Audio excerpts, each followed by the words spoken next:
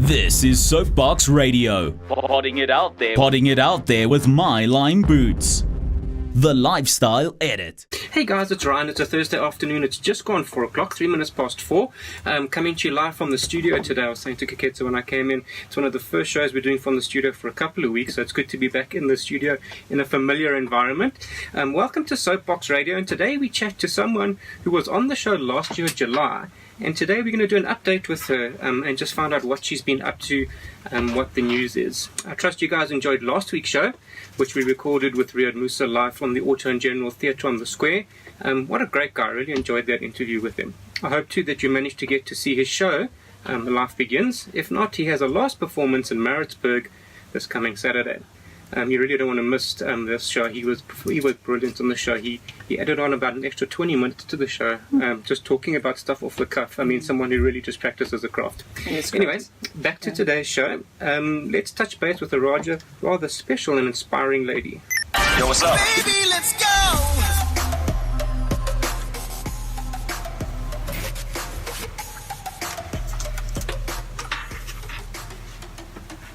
Okay, so today's guest, I'm going to give you the background, the same background I gave when she was on the show last year, July, because it is all still the same.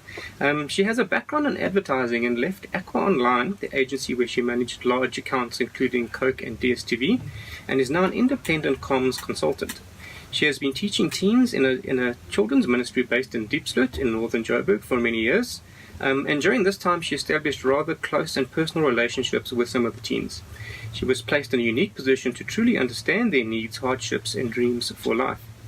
She also began to grasp their needs for life skills, encouraging friends and colleagues to get involved. She is very hands-on, if you know Shera. After much prayer and on the occasion of her birthday, she asked friends to donate funds rather than purchase the usual array of gifts. The response received to this request then birthed what today is Khensani's collection. Khensani's collection now provides hope through education, assisting academically talented but economically disadvantaged youth with an opportunity to reach their full potential. Khensani's collection raises funds to provide education, material assistance, mentorship, and life skills to help equip the youth of today as they become the family and community leaders of tomorrow.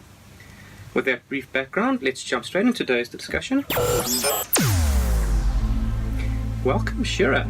Thanks, Ryan. Good to see you again. Good to see you too. Nice to be here. Talk to me about your passion for youth. Remind us where this all came from. Sure. So I think at Khensani's collection, our passion really is for all those least economically privileged. In South Africa, we've got 1/3 of people going to bed hungry every night. So there really is such an incredible need to do more and to be more. We live in a country where you can't close your eyes and do nothing.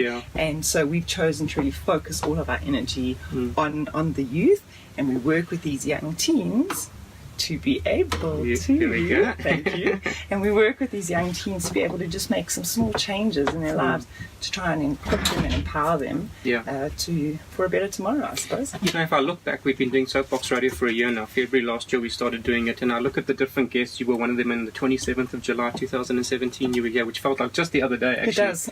And there's that recurring theme, if I look at through many of the guests, of people who are seeing a need within society exactly like you did.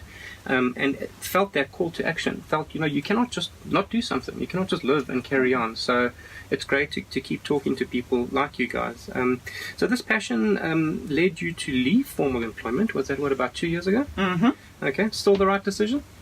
Absolutely. Most of the time it is. I think self-employment is certainly not for everybody. Oh, you're not for the girl, but it's not indeed. But I think I'm really grateful for the opportunity to have the freedom to do the type of work that I feel called to do. Would you call that your passion? Absolutely. Definitely. Okay, I thought so. Okay. Talk me through the founding of Khensani's collection.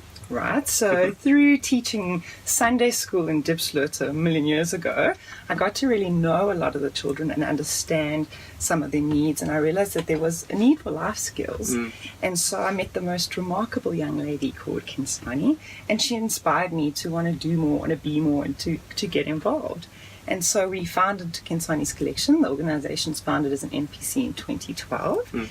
And so, because I was so passionate and excited about it, more my friends started getting involved, and then complete strangers started getting involved, and now we've grown our little community, and we have recently been registered as a PBO. Yes, I remember that was outstanding last time we spoke, I think. So that's quite a big deal for us, because we really, one of the biggest things we obviously need is sponsorship, so we're hoping that when people can get tax certificates, that will make a difference. So that was quite big. That came through at the end of last year, and I think Khensani is still my mentee, and she still inspires me every day, and I think the project has just continued to grow from strength to strength. How old is she now? She is 20. She's just finished matric. Okay.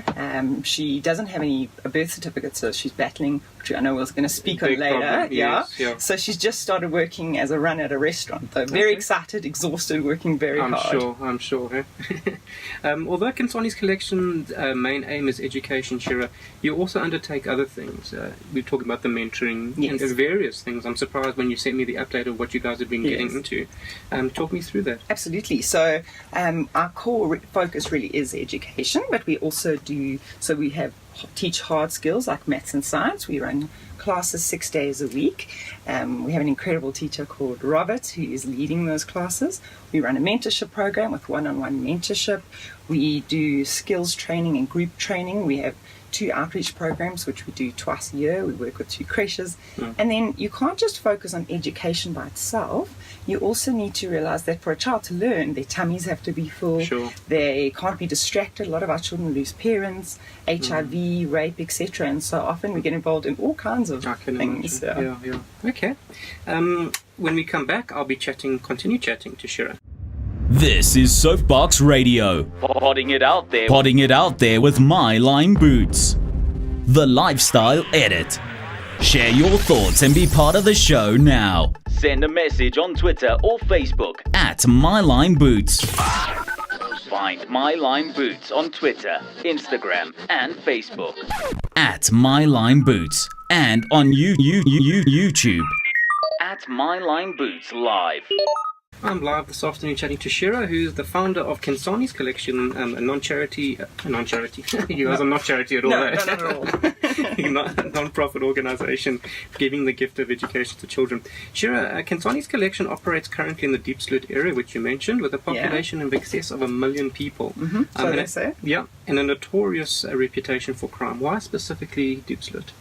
Diepsloot is what we chose Diepsloot because it's close to Johannesburg. It's 15 minutes from Fourways Mall. So it really is on our doorstep. So although there's work to be done throughout the country, our focus is only in Diepsloot, and we'll never be leaving Diepsloot because our work there will never be done. I'm sure, never end. Okay, how many youths are you guys currently working with? We have 75 registered students in our maths class. So you can imagine we've got one poor maths teacher trying to teach 75. grade 1 to grade 12, 75 children. So it's a multi-talented person. Chaotic. He is indeed. And we often have a lot of our previous students that come in and assist on different days. We also have, besides those 75 registered students, a lot of the children that have finished matric go on to study or not study in many cases. And we keep in contact with a lot of them and work with them as well. Do you find some of those students coming back to help? Absolutely. Are they now part of the mentor program?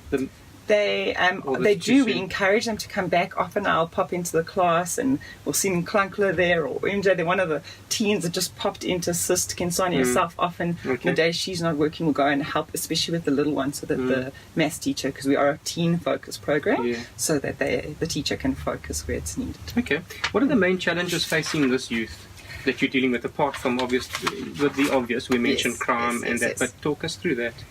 Well, I mean, that we could be here all day for. There are it's a show in itself. Yes, it is a show in itself, right? So South Africa has the highest teen pregnancy rate in the world. Sure. We currently have 3 pregnant teens, and one of them is in grade 11. What is that teen pregnancy rate? I mean, I know we always talk about the unemployment rate, but we say we've got the highest teen pregnancy rate in the world. Do you know offhand what the... I'm not sure what the exact rate is, but I do know that 1 in 3 teens will be pregnant by the age of 20, and that we're finding that teen girls are having sex by the age of 11 years old, which is very scary, right? So, I mean, we've had a 15-year-old child pregnant, so when they themselves often don't have food and then are needing to deal with their own children, it's quite a scary situation. HIV is another massive issue also up there in global stats. They say that there will be 2,000 2,000 teenagers between the age of 15 to 24 that get HIV in South Africa every single week. No, it's an incomprehensible thought. And we started to recognize the symptoms now. So we're starting to see when some of our teens are displaying the symptoms, and then we can encourage them to go to the clinic and get the help. We've learned a lot more about it. I'm sure. I realized my own journey of going with a teen, finding out she had HIV, my own journey of working through the stigma and how you get it, how you don't get it, etc., has been really interesting. And I didn't realize how little I actually knew. You get taught about it at school, but you almost think it's not relevant to your life until it becomes relevant. So it's been really interesting to go on that journey with them. And then obviously, you know, education as a whole is a huge, huge focus.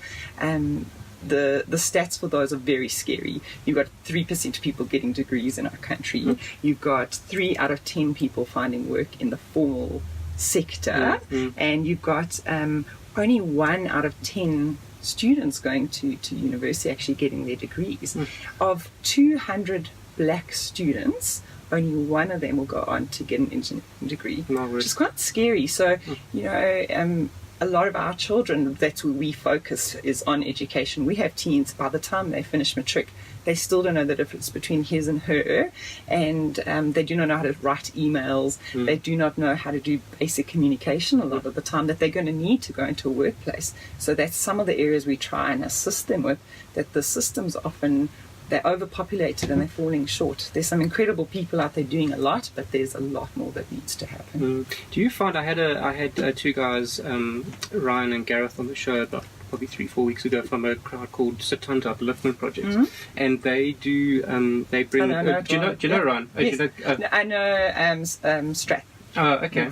And they bring early childhood development education to children. Do you find a lot of the problems the guys you have that you are trying to mentor and help is because of not having that early childhood development education? Oh, absolutely. Yeah. So there's a lot of studies that have been done on malnutrition and how that affects your brain development if you're not getting proper food, etc. I mean, just yesterday, one of the teens was telling me that she goes to sleep, she shares a bed with both her sisters, and they've got it was raining yesterday, and she said, oh damn, we're not going to sleep tonight because we have to put a bucket in the middle of our bed because the water leaks through, so you're not getting proper sleep. There's so many of these types of challenges.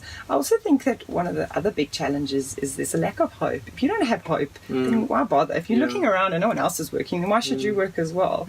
And obviously we know our unemployment is ridiculous in South Africa, and so I think teens often lack that hope and they lack that encouragement to know that you can do more and you can be more, that you just need to push ahead and pick up a book and read it. We have a cupboard full of books, and to get a teen, I suppose any child, to convince them to read, right? Our teens are no different to any other teens, and they don't act any different than I did when I was a child, which of course wasn't that long ago. Just the other day. You know, but yeah, so I think a lot of the issues definitely start at a young age and just continue and perpetuate. Okay, tell me, can anyone get involved with your programs if they want to help? Oh, absolutely.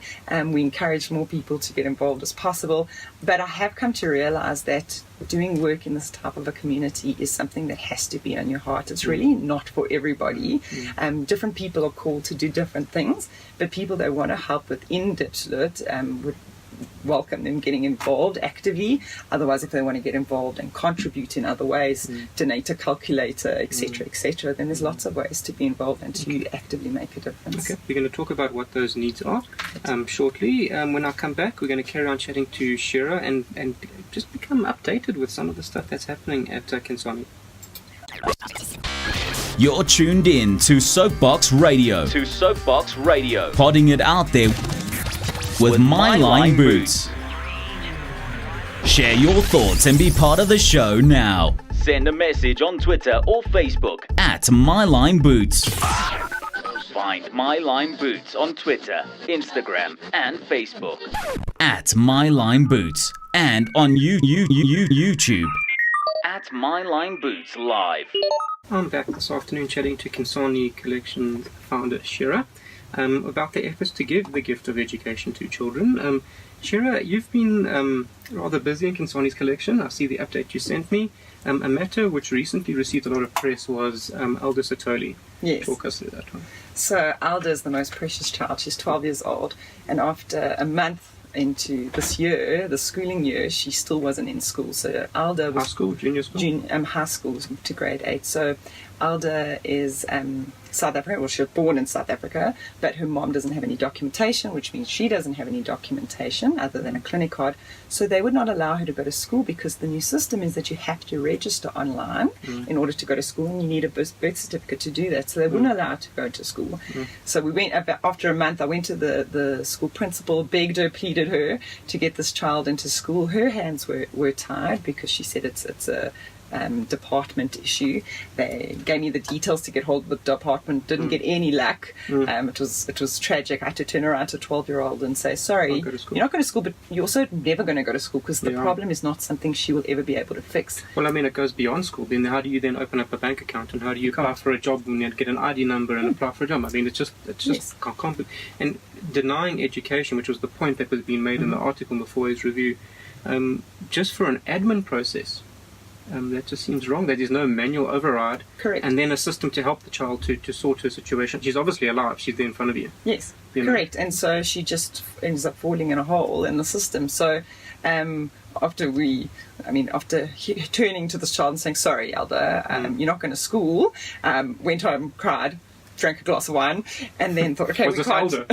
No, this is me. I said, we can't give up. We spoke to all of our mentors. We have such an incredible group of mentors who are so actively involved, and everybody was reaching out to everybody that they could. And so what we eventually did is we managed to get hold of the Department of Education, offered eventually to help us because we had gone to the press in it, and we were able to get Alda into school. But the principal, after being called into the principal's office, she said, well, that's great, Shera, well done. Alda will go to school, but you need to realize she's going into a class of 93 other children. She won't have a desk, she won't have a chair, and there are 80 other children that I've had to turn away because they do not have all the right documentation. So although Alda's little story is a success story because she's now in school and she's doing so well, class captain, and I'm so proud of her. But we have 2 other little children, little Trust and little Sanity, who are both 6 years old and need to go to grade 1. Their cases were just brought to me in the last few days, and now we need to get them into grade 1. But one of the children do not have any documentation, but their parents have been trying for the whole of last term, so they're now a term behind. And these are just 2 of so many children. Undocumented children is such an issue in our country, and I think we often go, yes, something must be done about this. People need documents, but we don't realize that if you don't help people to get their documents, then they just fall into this gap. And you can imagine Alda at 12 with all the hope and potential in the world, a little child like that, what would happen to her if she never got any education? And we wonder why we have such a high crime rate. Working so often, I completely understand it. I would end up in the exact same space. Education. That loss of hope again, as you spoke about. 100%. So you need to have that, and you need to have your documentation. There's a lot of people fighting the system to find ways to do it, but we are very far away from being able to have proper systems or any help to help a lot of these children. Okay, so then let's talk about this this undocumented children. What is the solution then? I mean, so the problem is they don't have a birth certificate because they weren't registered when they were born. Yes, or we actually have a lot of people living in South Africa whose parents don't have documents. If your mother has an ID book, you can get an ID book. But if your mom doesn't, so if we have a lot of people who are not South African living in South Africa, but the children may have been born in South Africa. So those children fall in this gap because their parents don't have any documents, like in Alda's case, or Khensani's case, or so many other children's case, their mom has no documentation. So as a child, whether you may have a clinic card, but that actually means nothing. Because unless you have a birth certificate, you can't get an ID. And to get a birth certificate, a parent has to have an ID, which many, many people in South Africa do not have. So that's a huge challenge. There's a lot of legalities around it. Different organizations will treat you very different. The law is often treated very differently. So I was recently at a talk on undocumented children that was being held by some incredible people trying to make a difference, but we are still so far behind from where we need to be in that space. Okay, so let's just see. So if the undocumented child comes from parents not having ID documents or not being documented themselves, say for instance those parents are South African and they do subsequently then get their ID, is it an easy process from that point to then get a birth certificate for a child who's now 12 years old? far easier, except that if you're 12 years old, there's another challenge because you actually need to get birth certificates when you're born. Yeah. So then you apply for late registrations, etc., etc. So depending on your age, it becomes a lot more difficult. Okay. So that is doable. It can be done if you can get the documents from your absolutely. parents. But it's just, a lot of our children don't even have parents. No, well, 100%. So then what do? There's no real solution. And the solutions are often costly and they don't understand it. And unless you can get lawyers involved, which... little 12-year-old child, she's never going to be able to do that. Schools are supposed to be of assistance, but in these environments when you've got hundreds of children in your class and all of these challenges, it's impossible for them to get to the problem. It's just one of the many needs that needs to be addressed, and obviously not number one. So what is the current thinking then from your discussions that you've had in the conference that you went to? What is the current thinking in terms of what should be done in this situation? We can't just keep ignoring it. And what do they do in places like America? They must have the same problems. The Mexicans, Donald Trump's friends, the Mexicans coming over the border and having children. I mean, how do they address it in other countries? So there's a lot of people in South Africa that are really good people, and some legal organizations that are trying to take on some of these cases. There are set steps that people need to take, but the legislation really has to change in many cases. It's become very stringent, and if you go to Home Affairs, you are often not going to get any help. I've had I could tell you horror stories from my experiences there where we weren't given the right information, etc. We're now at a point where we're starting to deal with lawyers on cases because as individuals, me as an individual, I cannot assist these children, but we've now involved lawyers to try and assist us, and even that process is going to take a really long time. So just an individual in the street, there's a lot of hopelessness around it, and a lot needs to still change. So then for Alda, just coming back to Alda, what is the solution that has been put in place for how she managed to get into school? Have they just manually overridden the system from in Pretoria? So it's a short-term solution for her? Yeah, so it is quite a complicated situation because, I mean, constitutionally, children do have the right to education, so she should be allowed to go to school anyway, but often at different levels, they put their own rules in place because they've got too many numbers, etc. And so it is a much bigger situation, and I think Alda getting her documentation, we're hopeful that in time to come it will be possible, but we don't have a light at the end of this tunnel. What sort of time frame do you think? I mean, thumbs up. I've been working with Khensani for 4 years, and we are not a single step closer. And if I tell you how many trips we've done to Home Affairs, etc., so that's why we're involving lawyers now. And so hopefully one of our mentors, Debbie, is getting involved, we are very hopeful that she's going. So hopefully she'll help us. Sure, massive issue. I mean, we could do a whole show just on that. Okay. And I could tell you all the right people to speak to on it too. Okay. School shoes are often a challenge for those less fortunate, and you've got an interesting solution that you guys are busy with. Tell us about that. So yesterday, actually, we partnered up with Soul to Soul.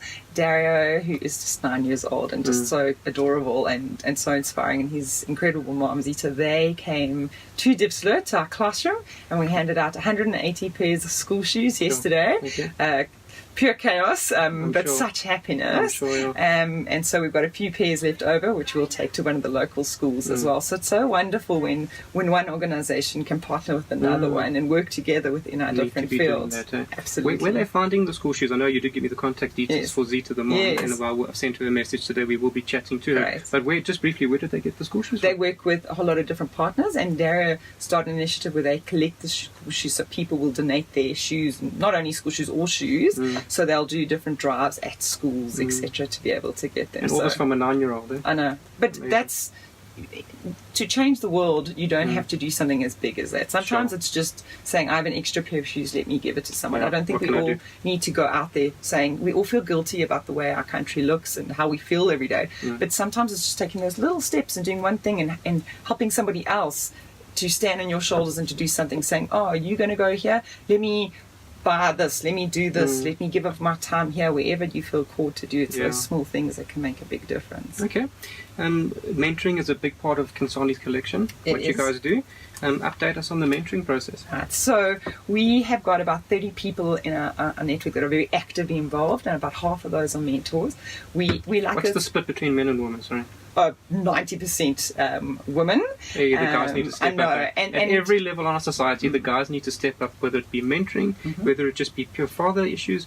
Guys need to really step up and just start acting like men, to be Absolutely, honest. because a lot of the problems in society, as we know, when a man steps up will be affected. So our best mentor, I say always, he got the mentorship award last year, is actually Andrew. Okay. And as a male, he came in, he's like, right, what I need to do, something's broken, he's there to fix it. He got his mentee into university, he got him a bursary, he has changed this child's life, and he's done everything with gusto. And every time I speak to him, he's got a new idea and a new dream, and he's brought such energy. But men are a lot harder than women, and that's often what children need. Children need structure. So often we've had female mentors who are so soft, and so they'll often get disappointed by their mentees because they'll have certain expectations and they can be too soft. But actually, to say no, these are the boundaries, and our male mentors are far better at it. So mentorship is really our mentorship program is one-on-one. So we'll have a male with a young boy, and then they'll meet and they will. You need help with geography, fine, or let me show you how to open a bank account, or let me take you to Checkers and teach you about cheese, is what Sean, one of my mentors, did with his team the other day. But I think mentorship is just walking through life. As a mentor, you're not a parent. You are you're like a little life coach on the sidelines. It's a very specific role. Yeah, it is a very specific role, and the lines get blurred sometimes. But I think that it is just saying, no matter what decision, here's your options, but no matter what you decide, I will stand by you and help you through this. One of my mentees is currently pregnant, which is very traumatic, but in the same token, all I can do is stand by her and help her where I possibly can to help her on her journey through life. We cannot take over these children's lives and make them into a little mini me, but we can help them with their decisions, and when things go wrong, we can stand by their side and help them through those. Okay, great. Shera, as we wrap up, what are some of the plans for Khensani's collection going forward? Oh, we have so many What plans. are you going to talk to me about in 6 months' time when I bring you in again? So I think our big dream is that our little classroom now in Dipslet has grown, our children have grown, and so we are needing to find new premises where we are able to have a few different classes and hire a few different teachers. So that's our big goal and our big dream, and I'm trying to find the right people to collaborate with so that we can expand on that. So in the Dipslet area? Yeah, definitely. The greater Dipslet area? Yeah, definitely within Dipslet, hopefully next to some of the schools. And so that's our plan, is to find the right location so that we can continue to grow. And then that's on a bigger scale, and then on a little scale, we're always looking for platinum textbooks and scientific calculators. We have so many children. You will not believe how many pens we go through. I mean, I lose a pen. It's not that it's a Dipslet thing. I mean, all of us lose pens all the time. So we're always going through stationery. Okay. And so we need tables. And I think our biggest need is donations so that we can pay our maths teacher. We've got a couple of children that we're helping with their school fees, with their transport fees, etc. So I think for us, our biggest need right now is as always, is funding to be able to do this stuff work. And all the funding that we raise goes completely to what we're trying to do. It's not for us, it's just how do we make more of a difference in these little people's lives. Sure. Well, guys, there you hear it from Shera, exactly what their needs are. How can you help, whether it be from finances or that extra scientific calculator that maybe you had from school days you're not using anymore, or maybe you want to get involved in the mentoring program if you live in the area. If you have a look on my Twitter account and Facebook account, you'll see I've just posted all of Shera's contact details. Be sure to get hold of Shera and make a difference and help impact a child's life. And that brings us to the end of today's show. Shera, thank you for your time again this afternoon, and really I wish you continued success with Khensani's collection as you continue to make such a difference in these children's lives. Oh, thanks, Ryan. But I think we just have such an incredible team of people, such great mentors and people with big hearts that are making a difference. So, great. It really is wonderful to be able to do these small things that make a little bit of a difference. 100%. Well, everything the best to you for that. Thank you. Guys, next week I'll be coming to you live from Cape Town. We're going to be doing a special 1-hour show, so first time for an hour show next week. And we're going to be talking about the Cape Town water crisis. We're doing part 2, so we're going to be doing a bit of an update, seeing how things are happening in Cape Town. We're going to be doing videos. I've got some celebs who are going to be chatting to us. We've got possibly the Minister of Tourism talking to us as well, as we get to grips with the Cape Town water crisis. And it's actually not a crisis, it's a situation which has been dealt with. And we've got some amazing giveaways from Jojo Tanks, and we've even got a night for a stay for 2 people in a hotel in Cape Town. So watch out for Monday. I'll be announcing how that's going to work, and hopefully join you next week. That's it for SoapBox Radio today, and I'm out of here. You've been listening to SoapBox Radio. Podding it out there with my line boots.